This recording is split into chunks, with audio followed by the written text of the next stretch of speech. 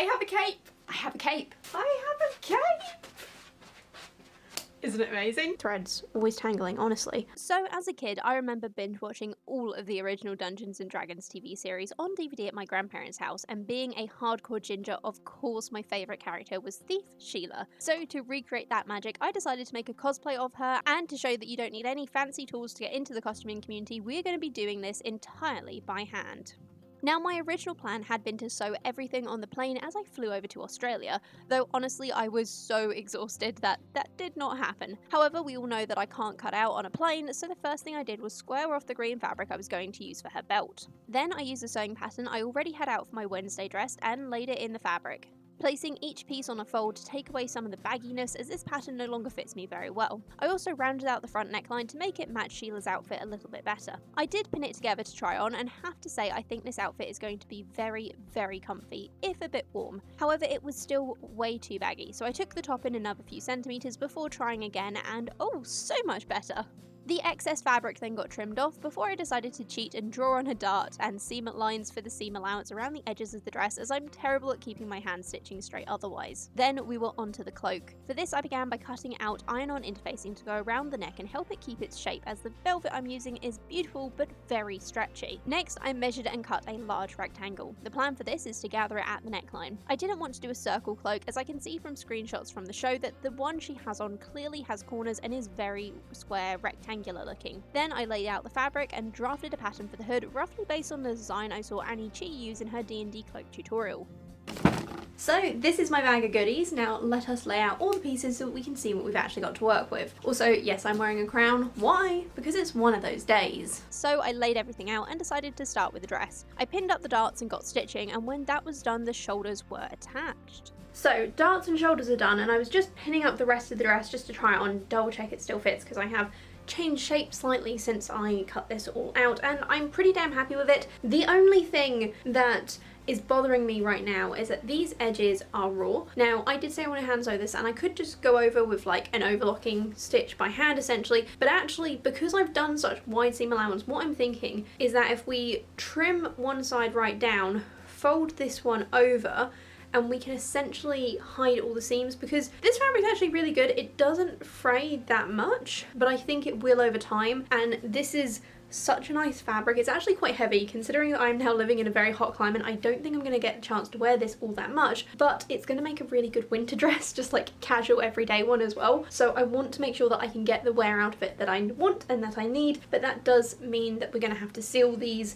in a way. There goes my voice. So we are just going to get my scissors out, do that. It does mean that I basically have to sew every seam twice, but such is life. While on holiday, me and Ben found an old antique shop, and I brought these vintage pinking shears from them, so I figured I would get them out and give them a try. One side of each seam was trimmed down, with the other then rolled over and pinned in place before I whip stitched it down. I did this for the chest darts too, in hopes that it would help them lay flat and not give any odd lines on the outside. Then we were onto the sleeves, which were also rolled over to cover the raw edges. After that, I pinned up the sides and once again got stitching while binge watching YouTube, and if you too like binge watching YouTube, I have an entire playlist of cosplays I've made that you can check out. Or if you've seen all those already, a sub to the channel would be so fantastic. So just in case you don't know hand stitches, I am doing what's called a back stitch. Threads, always tangling, honestly. So you go through the fabric, do a stitch, come back up a little distance away, and go back on yourself to form a continuous line. And that will create this nice solid line, which will hold the fabric nice and firm. Very hard to break, very nice and strong. Works well on the stretch fabric too, because I've never actually tried it on stretch fabric before. And on the back side you'll end up with kind of take one, miss one kind of thing. And on the front, continuous line. It doesn't really make a difference here because it's all internal seams, but still, that is what we like. And currently I think I've done at least 8 hours of this today, and I still have to do the whole other side of the dress. Also, can we just appreciate a moment how well my thread and fabric match? Like, genuinely, it is hard to get that kind of colour matching every single time, and I just got lucky that this thread I had in my stash and this fabric that I found in Orinoco just happened to go with it perfectly. And remember, if your stitches aren't perfect, that's absolutely fine. There is a rule that I have been trying to live by this last year, and I am going to continue with it, which is that done is better than perfect.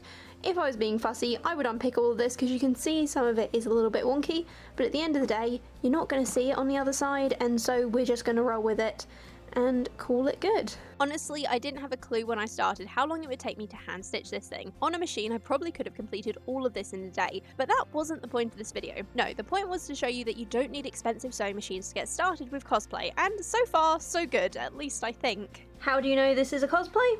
Because I've bled on it. Yay! Also, ouch. That one hurt. Literal blood, sweat and tears.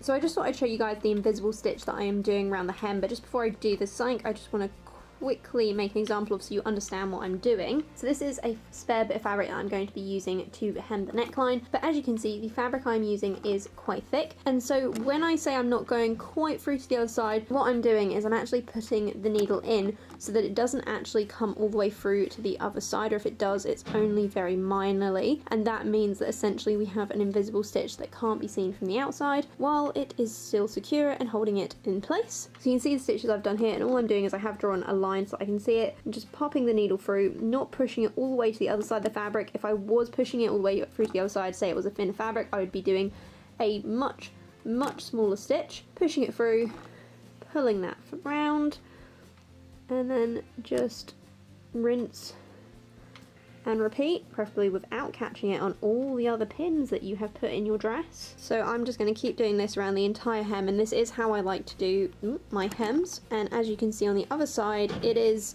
just about visible where the fabric's been pulled tight, but there's no visible stitches, and that is what we like. Okay, this is it.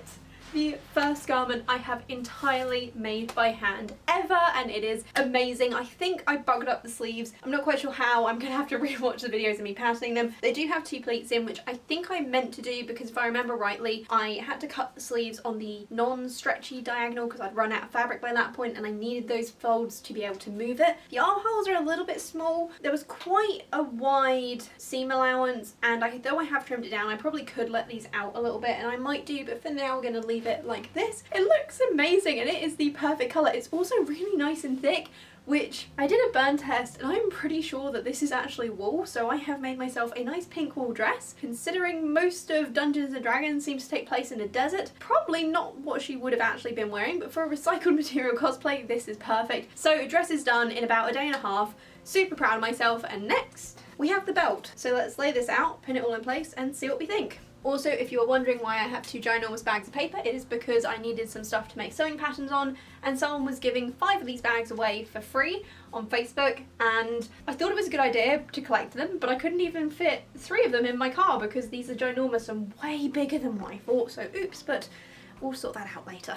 And before we proceed, can we once again admire the match of this fabric and thread and how perfect it is? So I pinned up the edges of the green rectangle before settling down to stitch them flat using an invisible whip stitch once more. Once that was done, Ben helped me fold and pleat the fabric so that both sides were even, and we had folds running the length of the belt that I then tacked down so that they stayed in place without the stitches being seen. After that, I enclosed both edges in some spare fabric before we were on to the fastenings. For this, I used a few vintage large hook and eyes and stitched them in place, and the belt was done. It is 9 o'clock at night, the belt is done, and this outfit is beginning to come together. So we have the dress, we have the belt. The other thing Sheila is well known for is her cloak of invisibility, so of course that's exactly what we have to make next, using this gorgeous purple velvet, which is so soft it is absolutely to die for. Did I also mention that all of this stuff came from a charity shop, Orinoco, because it is all recycled materials that someone has donated to use. Oh, this cloak is going to be flowy and bouncy, and I am very much looking forward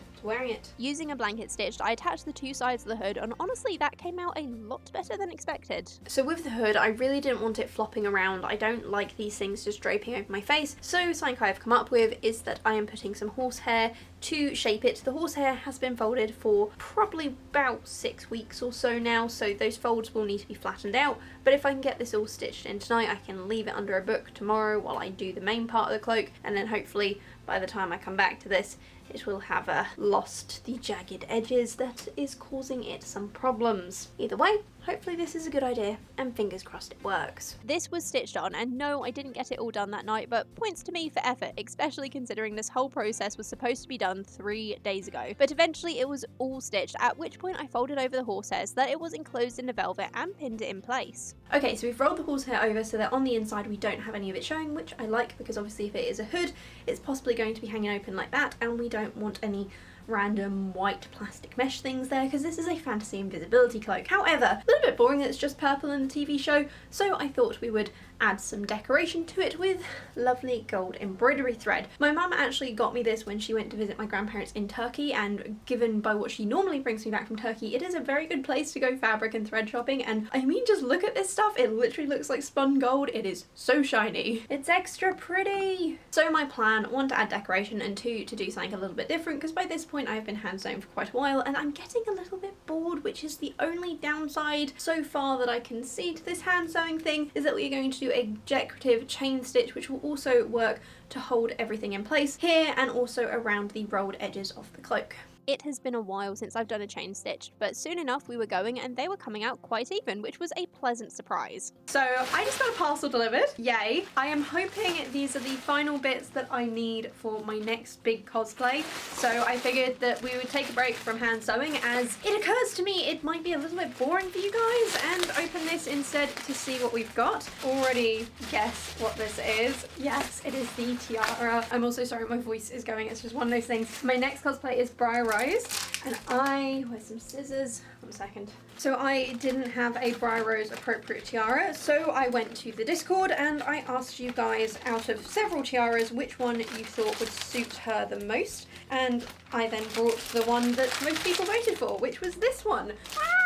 Look how pretty she is. If you guys want to be involved on votes for things like what buttons I put on my projects, what projects I'm sewing next, and which tiara I should buy, I would go join the Discord. The link is in the description down below. We have such a cool little community, and now I'm going to put this on. Oh my god. A little bit tight. I think she looks amazing though. Oh.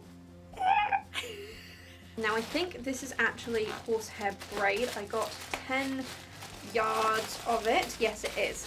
And basically this is going to go around the bottom of the skirt just to help support it and help it keep its shape. Very wide horsehair braid. Shoot. I think I got a size too big. It's fine, we'll make it work. I'm so excited. So I have a favourite wig shop on AliExpress, and I needed a black wig for Snow White, which looks like what I've got. Then we have this one, which is supposed to be my Briar Rose wig. We're not going to try these on today because I have a lot of hand stitching to do, but and if you guys are wondering, 1 second, this is my crate of things for Briar Rose. We have some nice gold lace. This pink I'm going to try and make into a petticoat, but we'll see. It is literally just an old tablecloth. And then the best bit is this fabric here, which changes colour because it's sequins depending on which way you rub it. So I'm very excited about that. And this is what I spent my first YouTube paycheck on. Okay, I do genuinely love this tiara. It does seem like a little bit much for me though. There we go, so pretty. Do I continue wearing it for the rest of the video? I do have an earring and necklace set I have favorited that's made by the same people, and it has the same gems and the same gold. That would be perfect to go with this. But budget, if you would like to help me with that budget, please check out my Ko-Fi, which is linked down below. Or, and I say this very touchingly because I've been planning this for several months now and it still hasn't happened, I am launching a Patreon where we are going to have graded patterns of various costumes that I am making. I believe it is linked down below. It technically can have pledges, but I haven't set up the first month of things yet, which is hopefully going to be launched in March. So fingers crossed for me, and yay. And the hood is done. It, at the moment, looks like a weird bonnet, and also where the folds in the horsehair were, it is evened out a lot more now that I've been handling it a lot, but I think just to make sure that it kind of stays in the shape I want, I'm going to quickly just weigh it down with some books while I work on the rest of the cloak. But look at the stitching. Oh, I'm so glad I added this little detail. It makes it look so much better, and it is also means that when it's over my head, it is actually staying on my head. If I were to put the hood all the way to the front, it does do this. I'm probably only ever going to do it like that, at which point the things just don't fall down on my face, which is what we were aiming for with this. So, success! So chain stitch is one of the first hand stitches that I ever learned, and it is super, super easy. So all you've got to do is go into the fabric, into the loop you've already made if you're not starting a new one. Poke it out. I like to hold the thread like that to one side, pull it through so that it loops around the thread you're pulling out, go back into the loop, poke it through. I just have to make sure it catches my rolled edge because that is the whole reason I am doing a chain stitch. Poke it back through, bringing it out, pulling it tight. I'm doing quite large stitches because I have an entire cloak to get around and all the rest, but if you are doing an embroidery project where you want chainmail, that is actually the whole reason I learnt chain stitch, is because I was embroidering chainmail on a Beowulf tapestry that my school was doing, and it is very effective. It looks very, very good. So the chain stitch around the edge of the cloak took me about 4 to 5 hours to complete, but damn does it look amazing. Then it was time to put the cloak together, or at least I thought it was until I realised I needed to finish the edge of the facing first. So that was pinned and then stitched, and to stop the velvet on the facing from stretching, I did put some iron-on interfacing on it, but for some extra hold your shape and strength, I also lined it with some good old cotton too. So the stitching I'm using on the facing is called, I believe, a back stitch, but I might have that wrong because I can't quite remember the name, and I thought it would be a really good quick one. It is nice and quick. It is not the neatest. I don't know if you can see those stitches, but they're not great. However, just in case you wanted to try this one yourself, so you put your needle in, you push it back through, leaving a gap between the needle and the thread, pull the thread through, put it back where the thread starts, but when you push it through you go past where your last thread came out, leaving that gap as well, so you end up with a nice continuous line. Mine's a little bit all over the place because I'm trying to catch the rolled hem here and it is not quite working for me. I don't particularly like this stitch. I don't know why I thought this was going to be a good idea to do here, but now I've started, I'm going to carry it on because at the end of the day this is an inside piece that no one else is going to see. After that I ran a gathering stitch along both the hood and the cloak, gathering them down to the neck facing before we began to stitch, and because this is where most of the strain of this is going to be, I had to make sure it was super strong. So I used not just a back stitch but also a double thread along that edge. Then I flipped it all right side around and stitched the front of the facing down to the front of the cloak. So my initial plan with this collar was to stitch it down with all the ruffles or the gathers and basically turn this into like a really weird French seam. However, that is just not going to look right with the gathers. I need them a bit more free flowing. Jeez Louise, my voice today. But obviously this does not want to lay flat, and if I put it on it just crawls up the back of my neck. So what I'm going to quickly do is go along, put probably about 5 pins in and just tack it down in a few places to keep it facing the way it's supposed to be facing. Much better, and now we can do the fastening. With that it was onto the buckle, and here I used this awesome braid thing that I got last time I went to the reenactors market in the UK. Thankfully it matched the gold thread I had pretty much perfectly. I have a cape! I have a cape! I have a cape!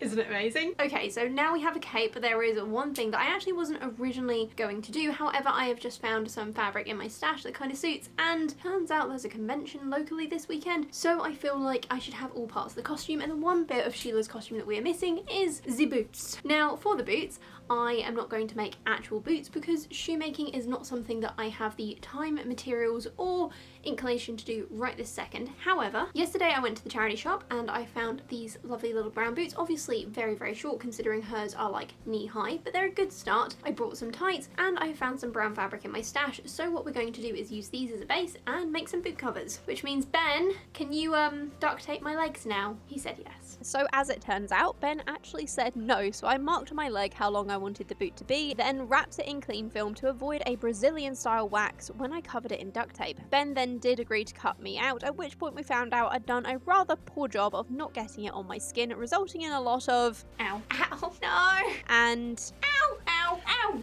ow. Oh, did I catch you? I think a little bit, that's fine. Before I just gave up, sat awkwardly on the floor and gradually trimmed myself out of this torture device while occasionally cutting myself to boot. The pattern was then pinned onto my leg, and after a few adjustments I took it off and stabbed a pin through the fabric to mark out the outline on some paper. That was then traced around with a pen, the lines smoothed out, and we tried pinning the fabric the other way, which had less stretch, but I also have a lot more of it if we go in this direction. This actually fit much better. It's still not perfect, but at this point I'd run out of time, so we cut it out and the next morning I got stitching. Okay, so I am relatively proud of how these came out. They are very nice and neat. We've just turned over the ends. I'm going to have to attach some elastic on those, so we're not sewing that yet. I'm going to pin the elastic on when I try it on my boots. However, initially I did cut out all these little squares which I was going to put around the top because you can see she has a very up and down thing. I actually rewatched a couple of episodes of Dungeons and Dragons. I'm not sure I actually like these anymore, which is annoying because I hadn't cut these out. I probably could have done the castle wall turret with very little effort. However, it's also two different colours, so we're going to leave these. I can probably use them for a patchwork quilt, so it's not a massive deal. And we're going to use this. I'm hoping that this is synthetic. I'm going to quickly do a burn test, and what I'm hoping is that if I burn it, the edges are going to solidify and go plasticky so that I don't have to stitch around the entire edge. Where's my lighter? Just on the edge there. Ooh, okay. Result of the burn test is that it actually does burn and turns to ash. Is this actually some kind of fancy fabric and it just looks like crap because it's been screwed up in a box? Alright, let's iron it, see how we go. We're gonna have to figure out what size it needs to be because this is not stretchy in the least, and from there we'll figure it out. So I ironed this fabric, then began to draw out the castle wall type pattern, and honestly I kind of messed up the math here, which you'll see later, but oh well. These were cut out using pinking shears to stop fraying, and once it was all pinned in place I began sewing, which was an arduous task at this point. I'll admit hand sewing is fun, but damn, an entire costume in about 4 days is a bit much even for me. When they were all stitched, I trimmed off the corners before turning it right side around and ironing it to lay flat, and oh my god, this looks so much better. I then used a chain stitch around the base of the boot covers to roll over the hem and attach the elastic, which I measured out off camera, and honestly I kind of thought these were going to look pretty bad, but at this point, though I definitely should have cut it in 2 parts rather than on the fold, they were looking better than I was expecting, so yay! Then I was onto the legs, which ended up not looking all that PG, so my apologies, but we're going to blur this bit out. However, they all got attached, and with that it is time for the grand reveal of my Dungeons and Dragons Sheila cosplay.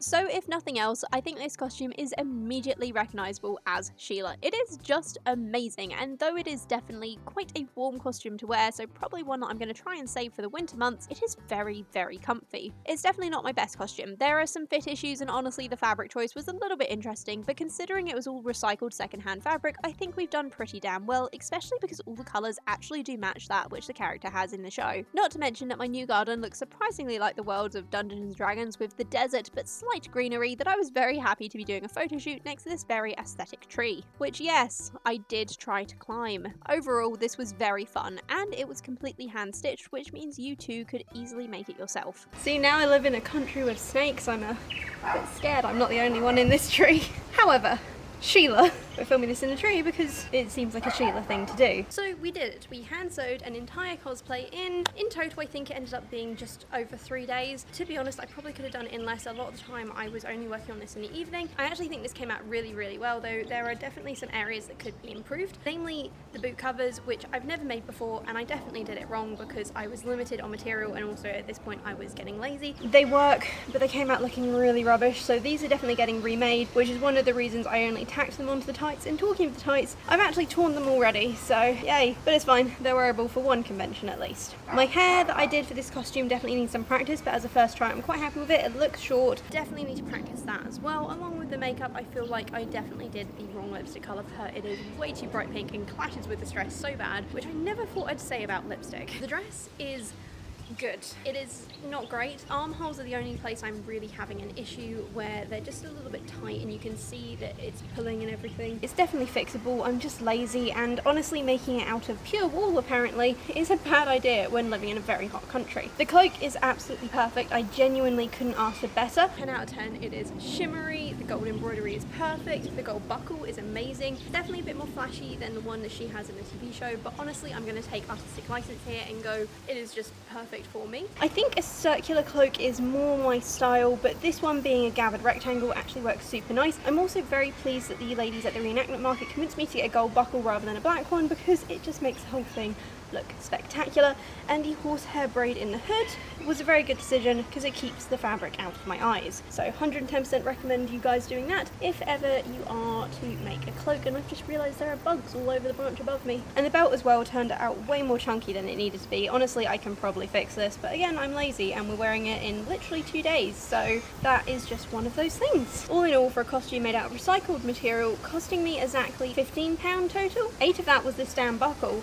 Yeah, I think think this turned out very, very nicely. What do you guys think people are going to think of the convention? I'm 50-50 as to whether or not anyone's actually going to recognise me, because obviously this TV show was from the 80s, but when it came out, it was very popular. So I'm hoping at least one person knows who I am. So as some of you may have noticed, there was actually no video last week because this is a video that was supposed to be posted. However, it's kind of a good thing I didn't put it up because Kira Lee from Kira Lee Cosplay convinced me to enter a cosplay competition in it, and somehow I actually came first place. I am about as shocked as you guys are because, as you can see, this is definitely not my best work, but I am now signed up to 2 more cosplay competitions next month. Neither costume have I even started yet, and this is going to be fun. Oh my gosh, this was very stressful, but I really, really enjoyed it, and I got a fluffy like button to boot. Otherwise guys, I hope you enjoyed this video. Please remember to like it if you did, and subscribe to see more cosplay, vintage sewing and vintage sewing machine content. To be honest, a lot more cosplay coming up because I'm in a costume making mood.